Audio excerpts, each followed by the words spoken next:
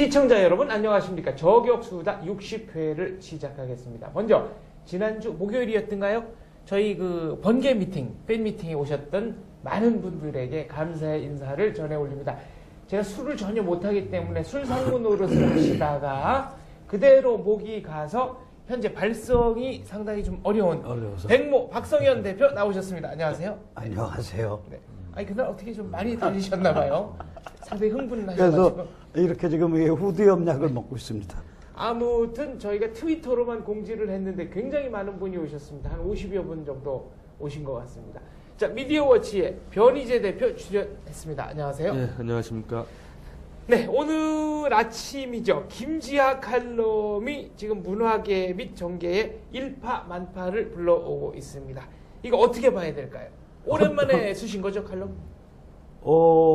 사실은 아마 그렇죠. 저게 뭐야, 그 91년인가?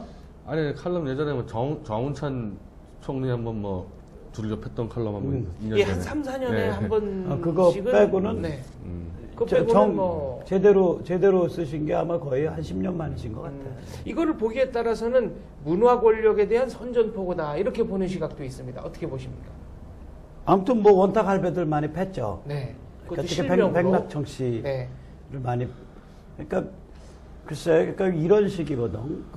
제가 그 원래 원고를 본 적이 있어요. 네. 그러니까 조선에 실리기 전에 그러니까 날 것 그대로의. 날 것을 그러니까 좀 더 생생하고 좀 더 직설적이고. 그대로 옮기면 이런 식이야. 네. 그냥 뭐 말로 할 필요 없지. 당신 하버드 나왔어? 지하실에는 가본 적 있어? 아, 이제 그런 식으로. 네. 입을 벌리고 다니면은 지하실 가서 무슨 소리 나올지 어떻게 컨트롤 하려고 그래? 이게 그러고서 좀 더, 무슨 원로야?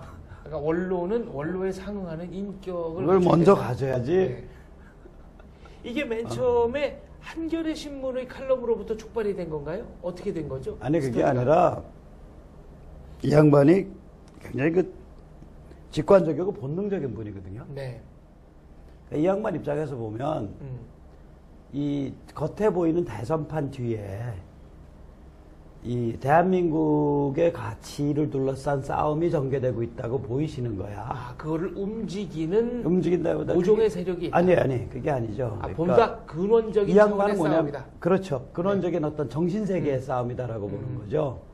그래서 이 종북 친북의 얼굴마담이 백낙청이 돼버렸다 이렇게 보시는 거라. 아, 그러니까 이게 무슨 반지의 제왕에 나오는 백색의 마법사와 흑색의 마법사 간의 대결이다. 물리적 대결을 조금 넘어서는 조금 더 다르게 표현할게요. 이 양반에 의하면 그 원주 이제 그 지명 이름이 나오잖아. 그러면서 네. 법천사라는 법상종절하고 거돈사라는 선종절 사이에 네. 거리도 멀지 않은데 요만한 오솔길이 나 있고 그게 독초. 그다음에 쑥부쟁이. 네. 독거미 풀로 우거져 있다는 거예요. 그러면 독초 독거미 풀이라는 거는 막 이렇게 얽힌 거라고 네. 볼품도 하나도 없어. 쑥부쟁이는 그래도 흰 꽃을 들고 그래도 좀 이쁜 데가 있어요. 네. 근데 그 독초 독거미 풀 그 어두컴컴한 길에 쑥부쟁이가 피어 있다 이거요. 쑥부쟁이는 뭐야? 종북 친북이라는 건 독초 독거미 같은 어두컴컴한 놈들인데 거기 그래도 그래도 얼굴 깨나 좀 이렇게 생겼고 학벌 깨나 있고 네. 점잖은 소리 하는 그런 가오마담이 하나 얼굴마담이 하나 떠 있다 이거지.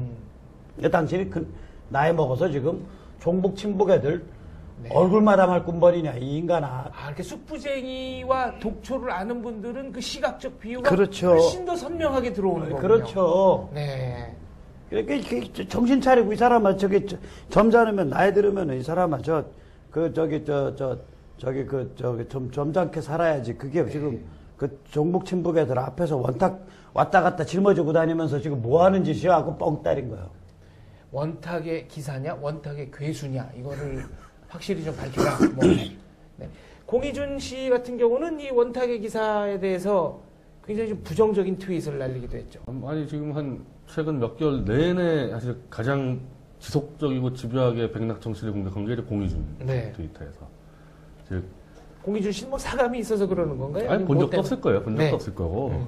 네, 이제 공희준 입장에서는 좌파 몰락의 원흉을 백낙청이라고 찍어놓고 있는 거예요. 아, 왜 그렇죠? 근거가 있어야 될 거 아니에요. 공의준의 기준은 좌파는 좀 생기발랄하고 밑에서 올라오는 이 좀 명랑함 이런 게 있어야 되는데 아, 좀 즐겁고 신나고. 위에 이 원탁 꼰대들이 확 지금 위에서 꽉 막고 있으니까 네. 오히려 우파의 막 일베 막 이런 트위터 이런 게가 더 활성화되니까 이게 이제 좌파 실패의 원인이라고 분석을 그러니까 하는 거죠. 원탁 회의가 좌파 문화 엄숙주의의 원흉이다. 이렇게 근데 주장하는 거고. 엄숙주의라고 엄숙주의도 보기는 아니고. 엄숙주의도 아니고 이거는 그냥 꼰대들이 딱 누르고 있는 거야. 종북 친북의 네. 꼰대들이 종북 친북에 아우라를 써준 거지. 선출되지 않은 권력이면서 이렇게 50년 동안 50 정상의 50년은 자리에서 아니지. 뭐 70년대부터 87년 이하라고 봐야 돼요. 87년 이후. 25년. 87년 네. 이후에 이제 25년. 그때부터 백낙천이 권력이었어요. 87년 이후부터. 네. 그럼 지금 언제부터 25년째 권력을 누리고 있으니까. 그래서 제가 그 추천하고 싶은 영화가 있습니다. 원탁의 회의 나오시는 분들한테. 지하실에는 별로 가본 적이 없다라고 김지아 시인이 얘기를 하셨으니까 그런 분들이 추구하는 영화 제목은 지상에서 영원으로. 뭐 이런 게 아닐까 네, 하는 생각이 듭니다. 이게 어떻게 된 거냐면 이제 김재하 그 양반은 네. 이제 그 뿌리가 동학이거든요. 저번에 이제 말씀하셨죠. 그리고 화엄 사상이거든. 그러니까 이제 이 양반이 이제 그 자기 관점에서 보면 이 여성의 시대, 개벽의 시대의 아이콘으로서 박근혜를 인정을 해준 거라고. 그리고 박근혜 지지를 공개 선언을 했죠. 나는 네. 박근혜 찍는다고 했지. 근데 이제 그러고 나니까 아니 그 양반 그러면 그냥 내버려 두면 되지. 뭐 어디 뭐 안도현이 아 연탄재시. 연탄재시. 네. 네. 안도현이 뭐 저거라며 저기 뭐야 그 공동 거기 선대위원장. 민주당 민통당 예. 이 인간이 갑자기 이 대선배 김지아를 뭐 정신적 긴장이 그러니까 문학적 미학적 긴장이 떨어져가지고 오판을 했다 이러고서 씹은 거야. 네. 근데 이분이 어. 정당인으로 변신한다면은 쓰는 용어 자체가 굉장히 좀 달라졌어요. 뭐가 있었더라? 아무튼 시인이 썼다고 보기에는 믿어지지 않을 정도의. 후보는 네. 그 악의 부모님 둘 다 총 맞아 죽은 거에 대해서 생각해보라고 막 이런 표현을 썼죠. 아니 그러면 쪼잔하다라 그랬나? 하여튼 그리고 그 비슷한 박근혜에 대해서 뭔가 좀, 그런 말을 했어. 잘 가꾼 악의 얼굴이다. 악의 얼굴. 아 그거는 거의 저주에 가까운. 네. Face of evil. 그거는 시인의 언어라기보다는 무슨 마녀와 악의 주술사가 쓰는 그러니까 언어란 지금 말이죠. 이제 머리가 좀 꼬여 있거든. 그래갖고 내가 안도현을 이제 좀 팼죠. 네. 한 30만 조에 갔지. 뉴데일리 칼럼으로. 예. 네. 그러고 나서 또 저기 한겨레 오늘 아침에 김동춘 그 저기 어디야 그 성공회대 교수. 성공회대 사회학과. 사회과학대 그 교수인데 거긴 또 굉장히 야비하게 김재하를 팼어. 뭐라고요? 뭐라고 그랬냐면 그러니까 남의 자기 페이스북 친구를 인용을 해가면서 그러니까 돈과 권력에 굴복한 소인배다. 그다음에 이거 또 친구를 인용하면서 변절이다. 나이가 들어서 뭐 가진 게 없다 그래도 자기 뜻을 그렇게 굽힐 수 있냐 뭐 이렇게 얘기를 했는데 아니 김지아 시인만큼 온몸으로 시대의 격동을 아니, 헤쳐나온 사람이 이 양반이 큰 변곡점이 그거잖아. 91년도에 그 자살 죽음의 굿판을 걷어라라는 그게 칼럼. 저기 주사파 애들이 극렬한 행동인데 애들 세뇌해가지고 자살조로 운영을 했다고. 네. 그건 공공연한 비밀이야. 그래서 계속 분신나고 투신나고 그랬잖아. 그때 거기는 뭐 관여돼 있지는 않으시고. 거기 관여한 후배 녀석이 누가 관여했는지 내가 알지. 아 그럼 나중에 시절이 정돈이 되면 그런 분들도 모셔서 이제 증언도 따고 그래야 되겠죠. 증언 따기 전에 나한테 맞아 뒤지죠. 네. 먼저. 근데 이제 시절이 좋아지면 아니 그러니까 시절이 좋아진다는 거는 네. 이제 백모 형님의 근력이 좀 쇠해서 사람을 패도 안 이렇게 죽을 때. 심각한 손상이 안 오는 정도가 되는 시절을 제가 말씀드리는 겁니다. 네. 네. 근데 어쨌거나 그때 이제 김지아 이 시인이 죽음의 굿판 걷어치워라 그랬단 말이에요. 91년에. 그때 얘들 나서 주둥이 닥치고 쭈그러져 있어라 영감탱이야 그러고 몰매를 놨잖아. 그렇죠. 그러면 만약에 김동춘이가 그로부터 20년 지나서 오늘 김지아를 얘기를 하려면 그 얘기 그 사건부터 평가하면서 얘기해야지. 네. 그게 큰 분수령 중에 하나인데 그 얘기는 하나도 안 하고 갑자기 변절이네 뭐 돈과 권력에 굴복했네, 비굴하네, 소인배네. 이게 뭔 소리야 이게? 아니, 근데 김동춘 교수의 글을 보니까 91년도부터 변절을 했다고 얘기를 하는데 그러면 그때 그 기준 따지면은 사상을 달리한 거 아니야, 김동춘 교수하고. 그렇죠. 그럼 지금 욕할 게 없지. 이미 20년 전에 20년 돌아섰는데 이제 와서 커밍아웃을 한 건데 변절했다고. 그 기준대로 하면 아니 그리고 이거는 우리끼리 하는 얘기지만 시인으로서의 문학적 성취도를 따지면 김지하와 안도현은 이게 좀 비교가 안 되는 수준 아닙니까? 근데 재밌는 건 시인으로서의 성취는 김지하의 전체 성취의 10분의 1도 안 돼. 네. 김지하의 성취의 10분의 8은 10분의 6은 뭐냐면 그 사람의 판소리, 마당극, 탈춤, 전통 리듬, 오늘날 케이팝과 한류의 문화적 원류를 만들어낸 사람, 부활시켜서 저는 연극학자로서 50년 전에 연극학자로서 확실히 그런 평가를 합니다. 김지하 이전에는 탈춤이라는 것이 거의 형해화된 유물로만 남아 그걸 다 있었는데 살려서 만들어 다시 부활시켜. 네. 그 저항시인 되기 전혀 그렇죠. 60년대 중반부터 그거를 대학가에서 대학생들과 운동을 해가지고 하나의 문화적 흐름으로 만들어낸 거는 어마어마한 업적이죠. 전통 리듬 다 만들어. 그러니까 지금 그렇죠. 지금 한류에 나오는 랩이니 뭐니 이거 다 그 판소리가 다 차용하는 거거든. 네, 하여튼 우리가 그렇게 근데 해석을 하기로 하고 10분의 6. 그다음에 10분의 3은 뭐냐면 그 양반이 원래 여린 사람인데다가 고문 감옥 들어갔고 거기다 종북 애들한테 그 살해 음모를 몇 번을 당했던 사람 아니야. 그래서 언젠가는 그러니까 이게 정신이 돌았었다고. 김지하 이 양반이 자신의 정신병을 극복한 사람이라고. 그게 10분의 3이야. 그게 어마어마한 거네요. 정신병을 극복했다. 그럼 김지하 시인의 그 사모님, 그러니까 김영주 여사. 김영주 여사, 박경리 소설가 박경리 선생님의 따님이시죠. 그게 뿐만 아니라 그 양반이 연대사학과인데 네. 그러니까 그 양반이 석사 논문이 아직까지도 한국 불교 미술에 관한 가장 중요한 논문 중에 하나를 꼽고. 그렇다. 그러니까 그 양반이 그 결혼을 하지 이렇게 죄송한데 김재 선배 같은 사람이랑 결혼하지 않고 독신으로 네. 계속 아카데미아를 갔으면 뭐 유홍준이 정도는 저 아래죠. 대한민국 네. 대한민국 전통 미술사는 불교 미술사거든. 대한민국 한국 불교 미술사를 독보적인 관점에서 정리했을 사람으로 꼽혀요. 네, 변희재 대표 잠깐만 한 30cm만 조금 의자를 당겨서 앉아주겠습니까? 일시적으로. 네, 네. 여기 조금 더 앞쪽으로 좀 나와주시고요. 네, 네. 시청자 여러분께 제가 말씀을 드리는데 지금 뭐 김지하 시인의 그 사모님 김영주 여사 얘기를 하셨지만 제가 만나본 바에 의하면은 그 박성현 선배의 형수 거의 순교자적인 마인드를 가지고 살아가는 분이다. 네.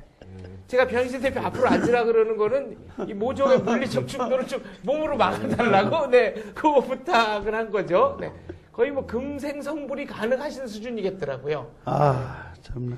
근데 그분이 말씀하셨을 때 좌익들이 실제로 김지하 시인을 살해하고 시체 장사를 하려고 그랬다. 그러니까 그리고 박정희 정부에 덮어씌우고 증언이 아주 구체적이었어요. 뭐 택시로 깔아뭉개려고 그랬다. 뭐 온갖 얘기가 나왔잖아요. 그 사모님은 항상 택시 잡을 때 첫 택시는 보내고 두 번째를 잡았어. 지금도. 꽤 오랫동안.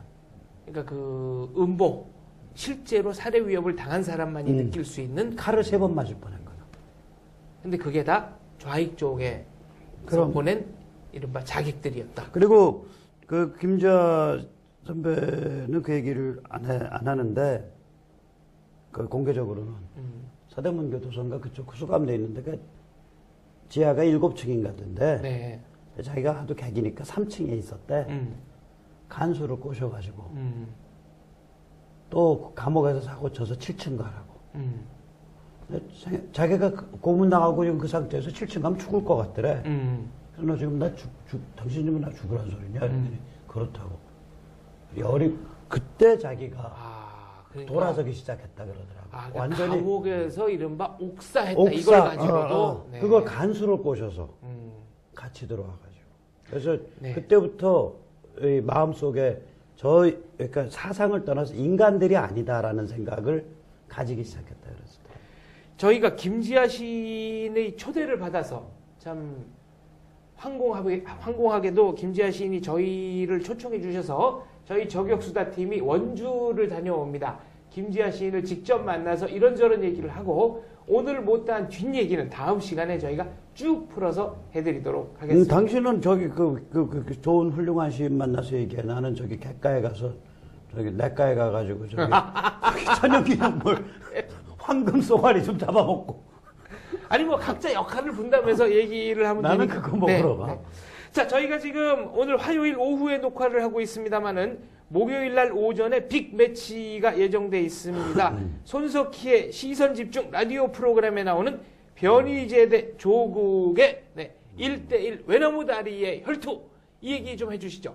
방송은 목요일 아침이고 저희 녹화는 목요일 오후에 나가니까 이른바 그렇죠. 그러니까 지금 녹화하는 게 화요일이니까 이 방영될 때까지는 어떻게 될지 모르겠는데 그렇죠. 지금 화요일 오후 3시 55분 현재로서는 모든 정보를 다 공개해도 돼. 모든 매칭이 좀 잡혀 있어요. 네. 전수라고. 잡혀 있는데 이건 어떻게 된 거냐면은 손석희의 시선 집중에서 문재인 진영과 박근혜 진영의 양쪽 논객들끼리 1대1 대결을 하겠다 해서 네.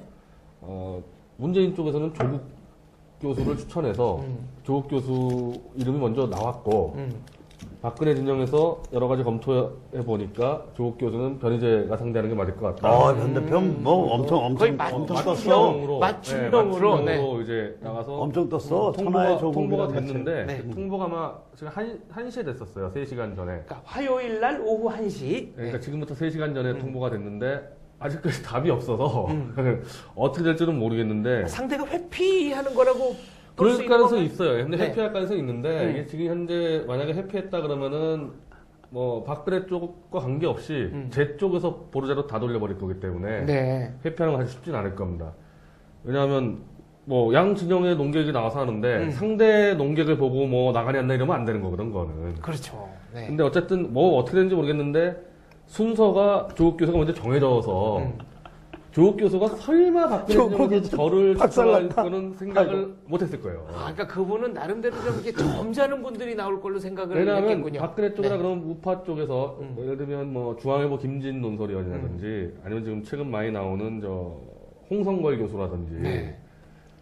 아니면 뭐 전원책 뭐 변호사 이런 정도 생각하고 있었을 거라고. 그러면 이제 조국 교수가 마음 놓고 뛰는데 저는 이른바 닌자 아니에요 스타일이. 닌자 스타일이어서 그냥 칼을 베버리잖아요. 본인이 이제 발언이 뭐 네. 잠깐 내 좀 더 갖고 옷을 벗어야겠어. 저 카메라 좀 앵글 좀 잡아줘요. 네, 변 대표가 닌자 얘기를 하니까 저 박수현 대표가 갑자기 흥분을 하셔가지고 옷을 올라가 네, 격렬하게 반응하시다가 이 책상을 움직이는 바람에 NG가 났고요. 근데 옷은 왜 벗으신 겁니까 갑자기? 열받잖아. 아니 닌자는 나같이 몸이 이렇게 봐봐. 잠깐만. 네. 카메라 좀 잡아. 몸이 이렇게 작아야 닌자야. 네. 이렇게 큰 사람은 닌자는 가서 뭐 딴 거 해야지. 왜 내 밥그릇까지 채? 아까 밥그릇을 채간 건데. 그러니까 베버린다는 뜻이 뭐냐면 이런 생방 토론에서 공개적으로 완전 개망신을 당하는 경우는 두 가지밖에 없어요. 하나는 자기 논리가 막 뒤엉켜가지고 스스로 엉킨 거를 헛발질해서 바깥에서 논리를 엉킨 거를 찍었을 때 그게 진중권 수법이라고요. 네. 그러니까 우파 논객들이 진중권을 두려워하는 게 자기 논리 뒤엉켰을 때 그걸 짚고 들어오니까 여러 명 당하죠. 여러 명. 그래서 진중권을 두려워했다고. 네.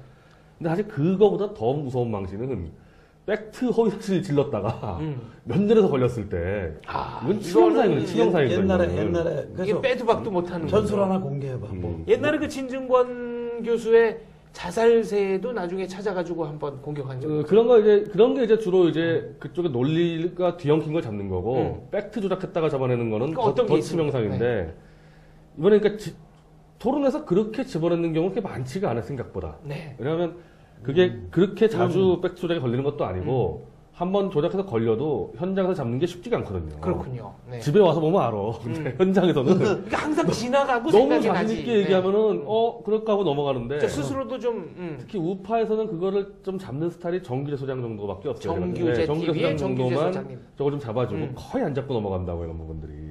그러니까 조국 입장에서는 나와서 어차피 뭐 전원책 소장이나 뭐 김진년이나 그 정도는 자기가 거리선동해도 잘 안 잡아주는 스타일이니까 나왔을 텐데 저는 그걸 잡잖아요. 네. 현장에서. 뭐가 잡힌 게 있어요?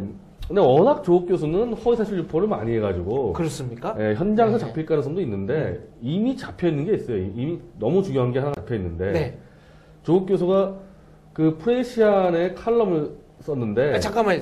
이거는 작전을 이렇게 사전에 작전인데 공개를 뭐 해도 이건, 사전 예. 공개를 해도 됩니까? 그렇죠. 목요일 이거 오전에 네, 끝나고 방영될 이 거니까. 시점은 사전이고 그러니까, 어차피, 방영 시점은 네. 사후니까. 요 안에서만 얘기가 네. 안 새나가면 된다 이거네요. 네. 그렇죠. 그러니까 프레시안에다가 기고하면서 노무현 대통령이 유언에다가 자기의 유언에다가 한미 FTA를 사과했다.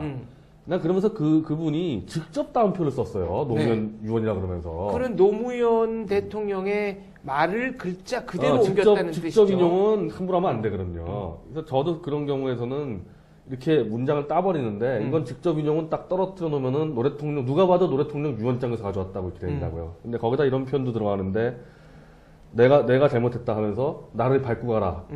한미 FTA 내 과오였다. 이렇게 직접 인용을 땄다고요. 노무현 유언이라고. 대통령이 그런 발언을 한 사실이 없지. 있습니까? 유언장이 없습니까? 유언장이 절대 없고 유언장이 없어서 제가 공개적으로 비판을 해가지고 조국 교수한테나 트위터로 물어보니까 노무현 대통령의 책인 진보의 미래라는 책에 몇 쪽에 나와 있다는 건데 네. 없어요. 내가 찾아보니까 그 몇 쪽이 없어요. 네, 없다. 없고 네. 오히려 노 대통령은 시종일관 한미 FTA를 왜 추진했으며 이거는 대한민국 국민들이 도전해야 될 거였다고 계속 그 정당성을 주장했지. 네. 사관이 반성이 한 적이 한 번도 없어요. 아니 그러고 보니 조국 교수가 무슨 변희재 대표랑 책 가지고 논쟁 붙었던 게 그거였던가요? 책 가지고 제가 한번 맞다, 그거 가지고 한번 유사한 걸 붙었다. 있었죠. 그러니까 내 조국 교수 그럼 몇 쪽 그거 해가지고 제가 계속 밀어붙이니까 결국 그거 답변 안 하고 좀 피해 있는데 이번 지금 예를 들면 조국 교수가 문재인 쪽 대표로 나오고 제가 박근혜 쪽 대표 나오면은 당연히 한미 FTA 논쟁을 할 수밖에 없죠. 그렇죠. 그게 왜냐하면 노 대통령 최고 업적인데 문재인 후보가 엎었으니까. 네. 그러면 그랬을 때 조국 교수 그렇죠. 내가 물어볼 수가 있는 거예요. 당신 노 대통령이 반성한다. 조국이 안 나오겠다. 네, 반성한다 그랬는데 네. 그 거짓말한 거 그거 안 아니잖아. 그러니까 조국 교수가 이거를 기억하면 안 나올 거예요. 이걸 기억하면 못 나올 거라고. 근데 내가 볼 때 그분은 진중권 씨보다도 머리가 안 돼. 서울대 법대생들 꼰대네. 머리가 안 돼요, 그분은. 잠깐만 지금 이거 서울대 법대가 이게 명예훼손으로 걸리는 건가? 이중명예 소리야. 네. 진중권 씨보다 머리가 안 되는 야 조국 하나만 명예훼손인데 진중권 씨보다 더 머리가 안 되니까 진중권도 머리가 안 되는데 그보다 더 안 되니까 둘 다. 그러니까 한국어는 이 조사의 사용에 그럼. 굉장히 유의를 해야 되는 이거 건데. 그런 사람이야 이거. 이제 진중권 교수도 보내고 조국도 나는 보내고. 조국 교수를 볼 네. 때마다 그분 잘생겼잖아요. 외모는 네. 뭐 그냥 딱 네. 느낌 뭐냐면 백치미 같다 원래 백치미. 너무 지성이 없고 네. 머리가 텅텅 비어있는 스타일이거든요. 근데 실제로 네. 그분하고 제가 몇 번 부딪혔을 때 해보니까 너무 머리가 안 돼요. 그리고 개인적으로 착하대. 원래 백치가 착해. 착한 스타일인가? 근데 저는 뭐 뭐, 한 번도 그러니까 뵌 적이 개인적인 없어서. 친구 관계, 선후배 관계선 착하대. 네. 나는 뭐 야비하고 비열한 스타일은 아니에요. 진중권 씨는 교활하고 비열한 게 있는데 교활할 수 있는 머리가 안 돼요. 아니 지금 이게 단어가 굉장히 이렇게 날이 서 있어요. 아까 뭐 닌자 뭐 아니 이렇게 요새 말이야 가만 네. 보니까 요새 좀 간이 부어 있어.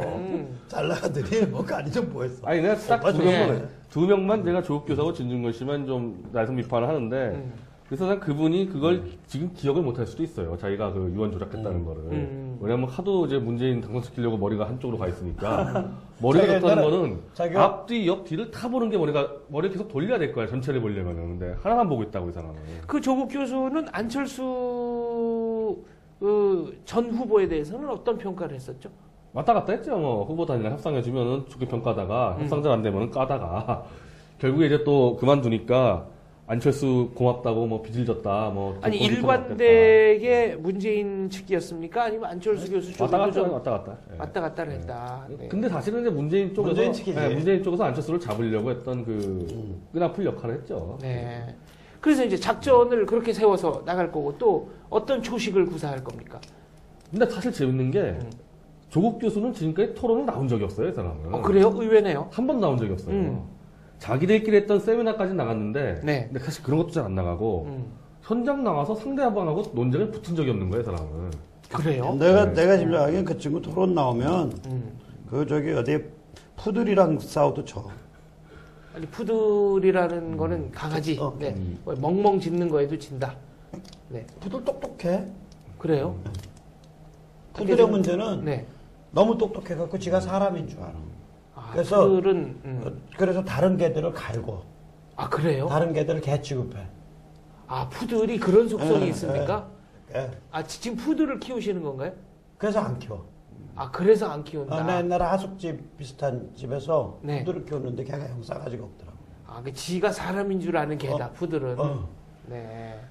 그것도 의외네요. 그러니까 그만큼 지능이 높다는 얘기네. 마당에서 일반 개 한 마리 키우고 집에서 푸들을 키운 집이었거든. 네. 낮에는 마당 가서 잘 놀아. 음. 집 문 딱 들어오면서 바로 개 취급해.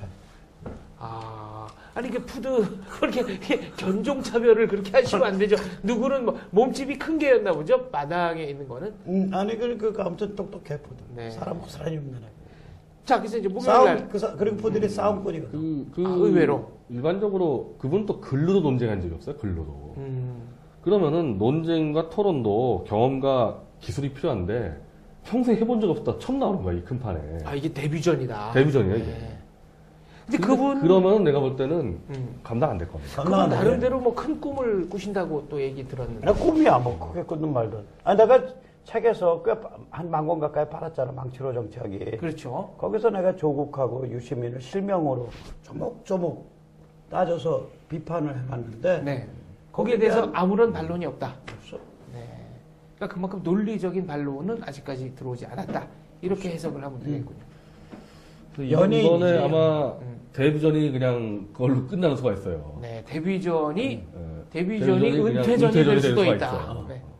그러니까 진중권의 그래도 역량은 너무 많은 토론을 나가가지고 무서운 오빠야. 자기 실력이 없어도 그냥 무서운 스킬로 오빠야. 버틴다고 경험과. 그거를 그 연예계에서는 원힛 원더라 그러는데 원히트 원더. 데뷔곡으로 확 떴다가 그 다음에 히트곡을 전혀 못 내고 사라지는 무수한 가수들. 이걸 원힛 원더라고 얘기를 하죠. 이게 전문 용어입니다. 네. 알겠습니다. 네.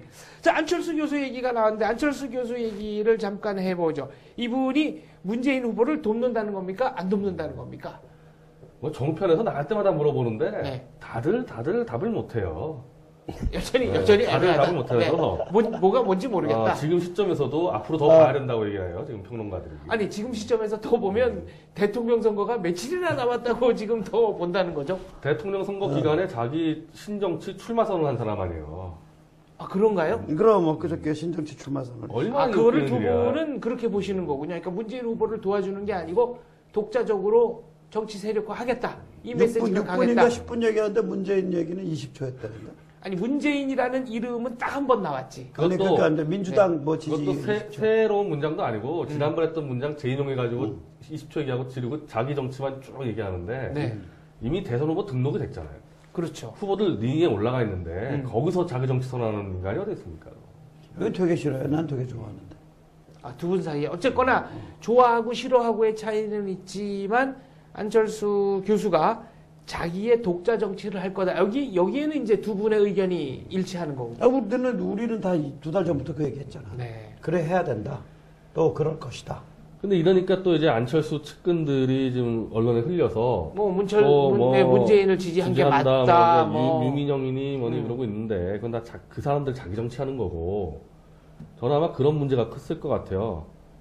자기 후보가 그냥 단일화 깨고 사퇴해버렸기 때문에 저 사람 따라가기 굉장히 힘들어요 밑에서. 뭐 믿고 따라갑니까? 그냥 그렇죠. 갑자기 사퇴해버리는데. 그렇죠. 그럼 이제부터 그쪽 측근들 각자 도생이죠. 각자 도생. 아, 그러니까 앞날이 보장이 안 되기 때문에. 그럼 뭐 하겠어 민주당 출신들. 그 진영 안에서 이제 완주파라는 사람들이 있었거든요. 처음부터 독자로 계속 가야 된다. 네. 거기만 남아 있을 거야. 아, 그러니까 페이스메이커 노릇을 해야 된다 이런 분들은 지금 다 떨어져 나갔고. 그러니까 독자 완주파. 그리고 안철수 입장에서도 자기를 꼬셔가지고 단일화 프레임으로 끌고 들어갔던 사람들에 대해서는 저 간첩하고 찍고 있을 거야. 그러니까 민주당 출신들은 이미 안철수 측근이 아니라고 봐야 돼요. 그 네. 사람들 얘기하는 건 다 각자 정치가 자기 민주당에 다 복당하기 위한 명분 만들려는 거지. 말이 안 되는 거지. 안철수 후보가 얘기한 기자회견 그게 어떻게 내가 문제인지 모르겠어요. 안철수라면 그 완주파라고 불러 내부에선 네. 완주파 멤버들만 가지고 독자 아니 그게 세력화를 아니라 시도한다. 그 사람들의 의견만 경청할 거라고. 이렇게 지금 변 대표 얘기대로라면은 몇몇 사람들은 안철수라는 인물을 이용 혹은 활용해서 자기 정치를 한 거다. 그렇죠. 지금까지도 그래 왔거든요. 앞으로도 그러고 있는데. 아니, 그 대표적인 인물이 또 그 두문 무슨 연구소 이철희 소장. 네. 그분 실제로 제가 토론 붙을 때마다 안철수를 노골적으로 방어했거든요. 그래서 저랑도 많이 붙였는데. 그러다 막판에 딱 문재인 편 들었죠. 문재인 편 딱 들고 이제는 이제 뭐 프레시한 칼럼에다가 안철수는 한신이 되라. 그래서 문재인이 유방이니까 그 가랑 밑으로 들어가라는 칼럼을 쓰는데. 네. 아니야, 한신이 유방 밑으로 들어간 게 아니라 그 유방이 저기 그 옛날에 그 동네 깡패한테 붙잡혀서 밑으로 네, 동네 그랬지. 깡패. 예, 아니 예. 동네 깡패한테 붙잡혀서 긴 거는 한신이 맞아요. 한신이야, 그건 한신이. 한신인데 네. 근데 이제 동네 그게 깡패를 아니라- 한 게 유방인 것도 맞고. 네. 그래? 예. 유방이 동네 깡패였어? 아, 유방이 뭐 동네 건달 비슷하게. 아니 근데 아니, 그건 날 밑에 아니고, 그게 예, 아니라. 예, 예. 근데 이게 그거 가지고 트윗에서 웃겼잖아. 공희준 씨가 엄청 밟았잖아. 뭐냐면 유방이가 정권 잡은 다음에 한신을 토사구팽해서 했죠. 목 잘라 죽였잖아. 목 자른 건 아니고 끓는 가마솥에 던져서 끓여 죽였죠. 끌어 죽였잖아, 진짜로. 네. 그러면은 생각을 해보셔. 그러니까 너 안철수 보고 야 당신 말이야 문재인 도와서 당선시킨 다음에 끓는 가마솥에 끓는 물에 스스로 들어가라 뭐 이런. 얘기가 무슨 그러니까 목욕탕 광고도 내가 아니고 그러니까 말이죠. 설마 이게 네. 두문정치 뭐 연구소에 이철희 씨가 왜 이런 무식한 얘기를 했지? 이거 말이 안 되잖아, 네가. 공희준 씨는 뭐라 그랬나요 트위터에? 그러니까 자기 삶을 빗대서 자기가 한번 보니까 한번 남의 가랑이 밑으로 들어가기 시작하면은 평생 들어가게 돼 있다. 삶 자체가. 네. 그래서 자기도 남의 가랑 밑으로 들어가다가 이건 아니다 싶어가지고 대가리도 박아버렸다는 거 아니야. 아니 근데 남의 가랑이 밑을 기다가 머리를 들어서 받으면 머리를 들어올리는 속도와 각도에 따라서 치명상을 입는데. 치명상을 입힐 수가 있어요. 내가 생각할 때 지금 문재인이 잘못하면 치명상 입어요. 네. 난 지금 안철수가 지금 그러고 있다고 보거든요. 아니 그 속옷을 뭐 입었느냐에 따라 진짜 치명상이 될 수도 있는데. 저기 뭐야 네. 그 권투 선수들이 차는 삽보 이런 거 안 차고 있으면은 그렇죠. 이렇게 아이스하키 선수 보호대 이런 거. 예. 삽보라 그래. 서포트야 그게. 네. 서포트의 서포트를 일본식 발음으로 삽보라 그래. 삽보라 그렇죠. 네. 그러니까 이제 아이스하키 선수, 권투 선수들 이렇게 네. 삼각으로 된 거 차거든. 사타구니. 그런 거 안 차고 있으면 이제 깨지는 거지 뭐. 아, 안 깨지는 그것도- 소리 나는 거지 네. 뭐. 아니 근데 이 한신 뭐 장량 유방의 비유는 뭔가 이렇게 좀 적절해 보이지는 않습니다. 비유를 하더라도 상황과 한자로 네. 얘기해 줄까? 네. 그때 한신 보고 그 음. 전에 한신 보고 당신이 유방을 쳐라. 그렇게 충고를 한 괴통이라는 한신의 부하가 있어. 그렇죠. 그 괴통이 한 유명한 얘기가 남아있지. 어? 뭐죠? 천여 불취. 음. 그러니까 하늘이 주는 것을 받지 않으면 네. 혹은 하늘은 둘이 더불어서 취하는 게 아니다. 그 둘 다 해석이 가능해. 네. 천여 불취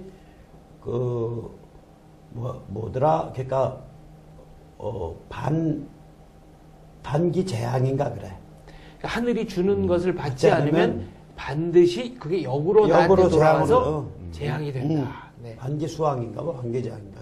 네, 그래서 어쨌거나 장량은 산으로 숨어들어서 이제 신선이 됐다는 전설이 있고 한시는 끓는 물에 삶아서 죽임을 당했던. 네. 뭔가 그러면 문재인 후보만 빼고는 나머지는 다 도망가거나 이렇게 그러나 소리야 네. 이철이는 끓는 솥에 스스로 들어와야 도와서 된다. 유방 만들어서 네. 이렇게 조골력 잡고 한 다음에 끓는 물 속에 들어가거나 산으로 가거나 네. 그걸 어떻게 충고라고 하냐고. 그러니까 좀 더 이상해, 그분이 그건. 하시고 싶은 거는 산 속에 있는 힐링 캠프 찜질방 뭐 이런 건가 보네요.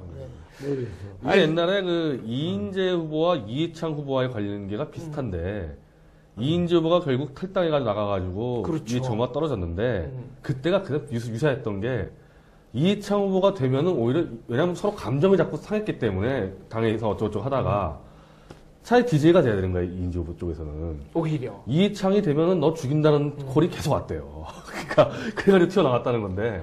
그래서 끝까지 선거운동 네, 튀어나왔죠, 열심히 해서 끝까지. 그때 500만 표. 네. 19%를 넘겼어요. 그걸로 가지고 네. DJ 된 거 아니에요. 네. 그러니까 그쪽 입장에서 이해창 되면 죽는 거였다고 이인재 후보가. 그렇죠. 그럼 지금도 마찬가지인데 문재인 우리는 후보와 그 얘기 두달 안철수 전부터 후보가 했잖아. 다니다가서 감정이 쌓여서 특히 이해찬 같은 친노 쪽에서는 정말 이 걸리면 죽인다. 안철수 뭐 이런 상태에서 문재인 딱 되면은 누구부터 치겠어요. 자, 그럼 안철수 아니 근데 그런 감정뿐만이 아니라 이거는 내가 우리 두 달 전부터 얘기했잖아. 우리가 다 지지 기반이 한 60%가 겹치니까. 겹쳐. 네.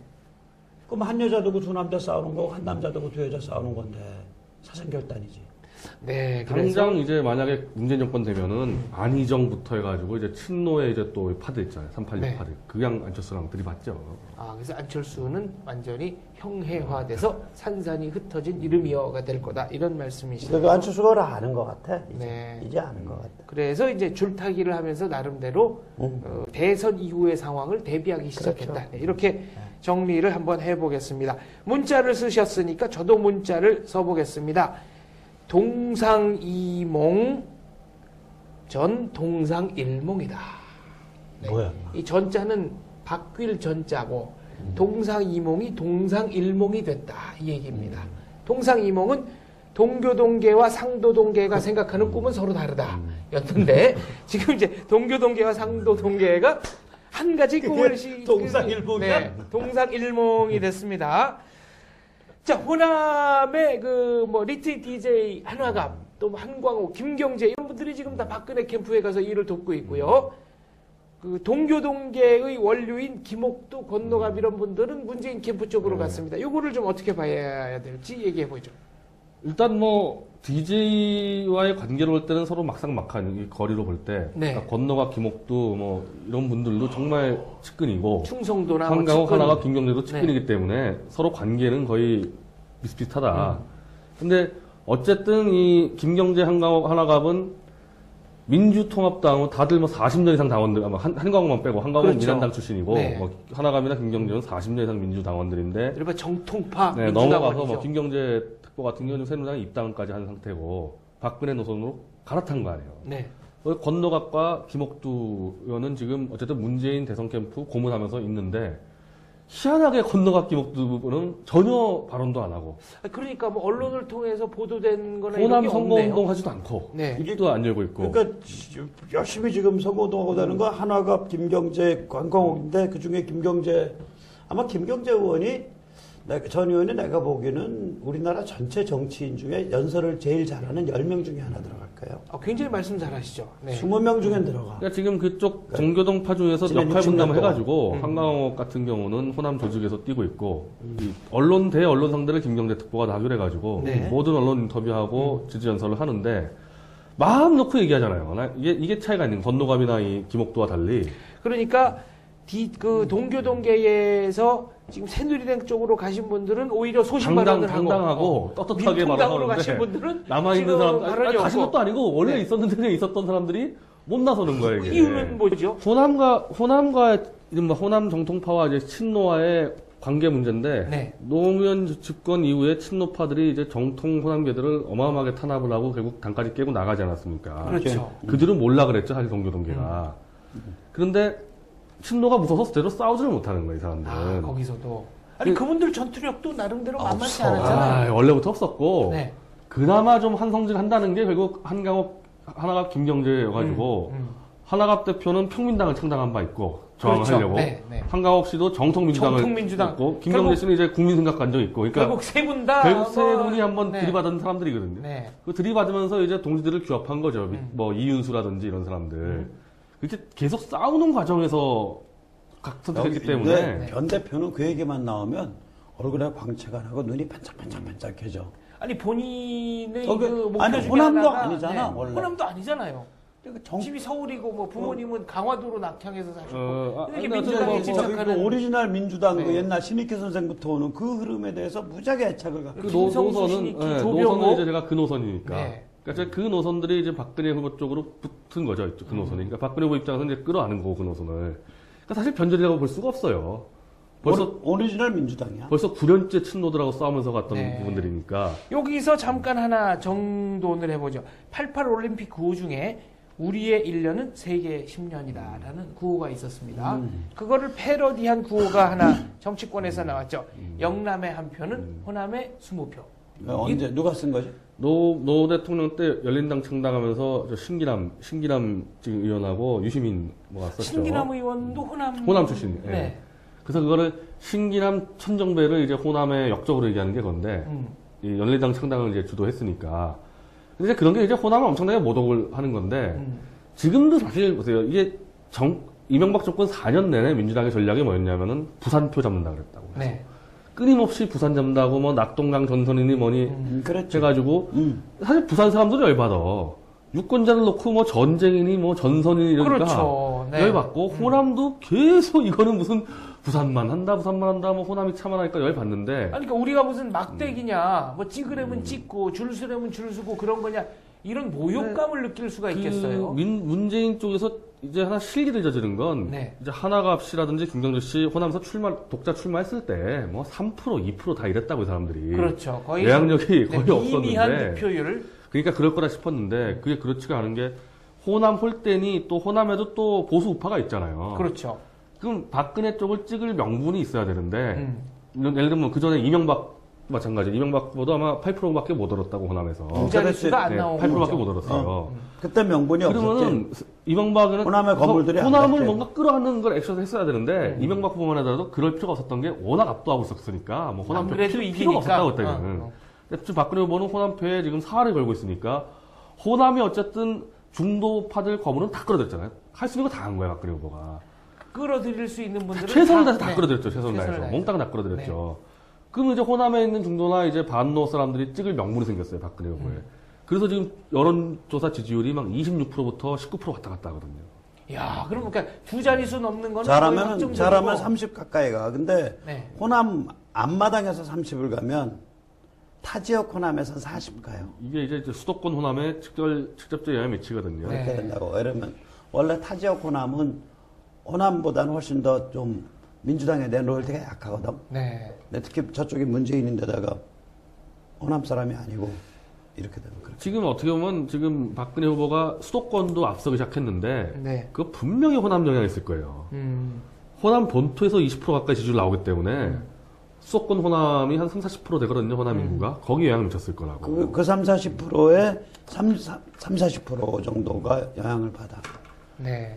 편안하게. 그래서 하여튼 그분들은 지금 최저 목표를 15% 잡고 있고 최대를 20에서 25%까지 보고 있는데 15%가 목표치고 최저. 최저치가 그러니까 15에서 25 보면 돼. 그러니까 어디 이제 이분들은 이제 25 갈것 경상도 같은데. 중심인 새누리당 가서 큰 소리 치려면은 봐라 너희들이 포용력 보여주니까 호남인들이 움직이지 않냐 그 최저치가 15%라고 보고 있어요. 네. 정말 20% 넘어가면은 한국 정치사에 이거 어마어마한 사건이 될 수도 있겠네요. 지역 감정 없어지는 거야.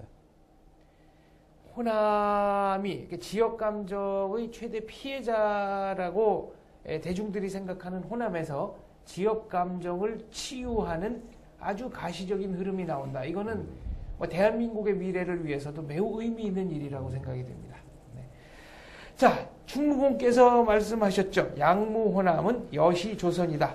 호남이 없는 조선은 조선이 아니다라는 말씀을 하셨습니다. 호남발로 시작된 정치 폭풍이 어디까지 갈지 저희는 지켜보겠습니다. 이번 대선 의외로 잔잔하게 가고 있는데요. 뭐 오늘 얘기도 좋고 앞으로 대선 얘기도 좋고 마무리 발언 한 번씩 해주시죠. 이게 반영될 시점이면은 일단 이정희 후보가 주도를 할 거라고 제가 줄기차게 주장했던 선관위 첫 토론회가 끝났을 거고. 그렇죠. 오늘 저녁이죠. 조국 교수 토론회가 끝났을 텐데 제 예상대로 잘 안 되면 그리고 이제 목요일날 반영되면 이상할 것 같아요. 그렇죠. 그러니까 토론 얘기는 저희가 다음 주 녹화할 때 한번 그 평론을 겸해서 평가 평론을 겸해서 하는 게 맞는 것 같고요. 자, 박성현 대표께서는 나는 그러니까 이 대선에 관한 프론트라 그럴까 전선이라 싸움이라 그럴까 이런 게 진행이 되는 과정에서 위에서 지금 문화 전쟁이 벌어져 버렸어요. 네.